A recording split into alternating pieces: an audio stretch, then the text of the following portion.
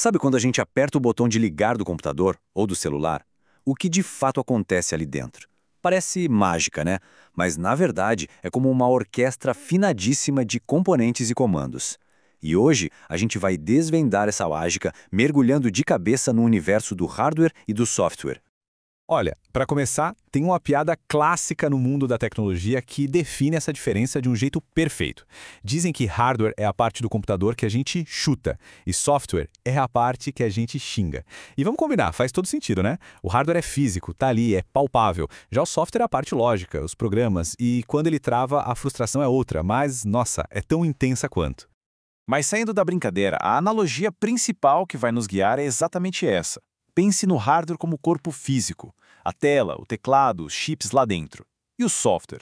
O software é a mente, é a inteligência, são as instruções que dizem para esse corpo o que ele tem que fazer. Porque no fim das contas, sem a mente, o corpo não serve para nada, fica lá, inerte. Então vamos começar por essa mente. É o software que pega um amontoado de circuitos eletrônicos e transforma na ferramenta que usamos para tudo. Para trabalhar, para criar, para nos conectarmos com o mundo. Só que essa mente não é uma coisa só, sabe? Ela é dividida em camadas. Na base de tudo, temos o software básico. Pense no sistema operacional, como o Windows ou o Linux. Ele é o alicerce. Sem ele, o computador nem liga. Por cima dele, vem os aplicativos, que são os programas que a gente realmente usa no dia a dia, certo? O Word, os jogos, o Photoshop. E para completar, tem os utilitários, que são como a equipe de manutenção, o antivírus, os compactadores de arquivos. Eles ficam ali, nos bastidores, garantindo que tudo funcione direitinho e em segurança. E dentro desse universo de software, tem uma filosofia muito importante, o software livre. E aqui, atenção, a primeira coisa que vem à cabeça é de graça, mas não é isso. Livre aqui vem de liberdade. A ideia é garantir 4 direitos essenciais. A liberdade de usar o programa para qualquer coisa, de estudar como ele funciona, o código-fonte é aberto para isso, de redistribuir cópias e, talvez a mais legal de todas, a liberdade de aperfeiçoar o programa e compartilhar essas melhorias com todo mundo. Ok, então já entendemos a mente. Agora vamos falar do corpo. Chegou a hora de explorar a equipe de componentes físicos que coloca a mão na massa e executa as ordens do software. E para entender essa equipe, a analogia da orquestra é perfeita. Pensa assim, a CPU, o processador, é o maestro. É ele que lê a partitura e comanda todo mundo. A memória RAM é a bancada de trabalho dele, onde ficam só as coisas que estão em uso naquele exato momento. O armazenamento, seja um SSD ou HD, é a biblioteca gigante, onde ficam guardadas todas as músicas, todos os arquivos, para sempre. E a placa-mãe? Bom, ela é o sistema nervoso que conecta todo mundo, garantindo que a comunicação flua e a sinfonia aconteça.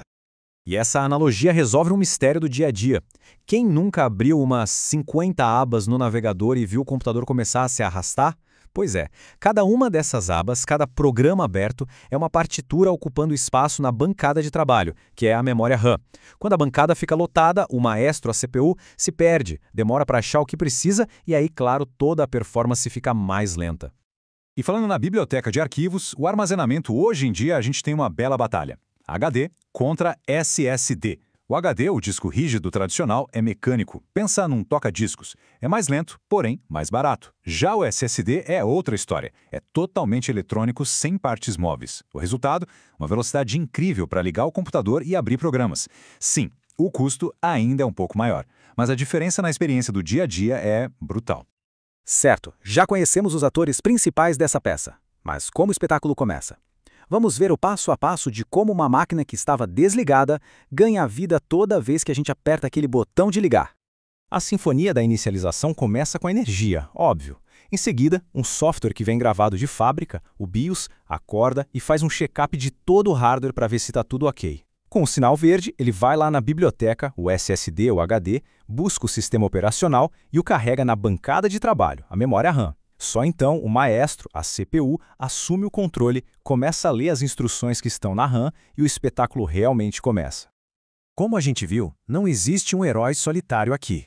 Ninguém trabalha sozinho. O que existe é uma interdependência absoluta, uma dança perfeitamente coreografada entre o corpo físico e a mente lógica. E o ponto crucial de toda essa análise se resume a esta ideia. O hardware é o palco. o software é a performance. Um simplesmente não existe sem o outro. De que adianta ter o processador mais potente do mundo, o palco mais incrível, se não tem um sistema operacional para gerenciá-lo e aplicativos para de fato fazer a performance acontecer?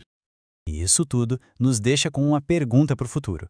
Se hardware é o corpo e software é a mente, qual será o próximo passo dessa evolução? O que surge quando essa integração se torna ainda mais profunda, quase impossível de distinguir? Fica aí a reflexão.